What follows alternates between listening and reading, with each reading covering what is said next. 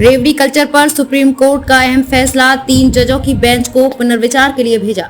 रेवड़ी कल्चर पर supreme court का बड़ा फैसला आया है। कोर्ट ने 3 जजों की बेंच के पास मामला भेज दिया है। इससे पहले सुप्रीम कोर्ट ने मुफ्त रेवड़ियों को गंभीर मुद्दा बताते हुए इस पर व्यापक विचार विमर्श पर जोर दिया था।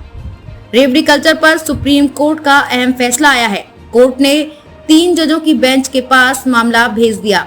सुप्रीम कोर्ट ने चुनाव में मुफ्त सुविधाओं के वादे के मामले को पुनर्विचार के लिए भेज दिया है।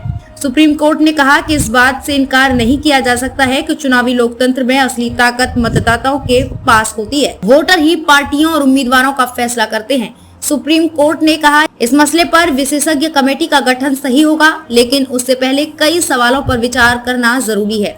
2013 के सुब्रमण्यम बालाजी फैसले की समीक्षा भी जरूरी है। ये मामला 3 जजों की विशेष बेंच को सौंप रहे हैं। इस मामले में 2 हफ्ते बाद सुनवाई होगी। सुप्रीम कोर्ट के वकील अश्विनी कुमार उपाध्याय द्वारा दायर एक जनहित याचिका पर अदालत का ये फैसला आया है।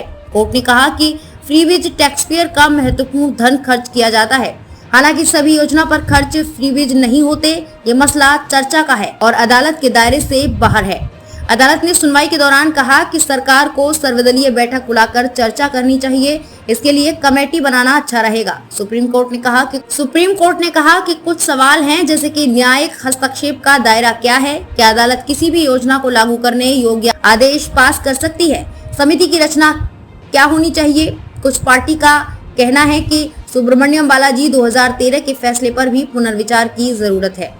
मुख्य न्यायाधीश ने कहा कि फ्रीबीज एक ऐसी स्थिति पैदा कर सकती है जहां राज्य को दिवालिया होने की ओर धकेल दिया जाता है।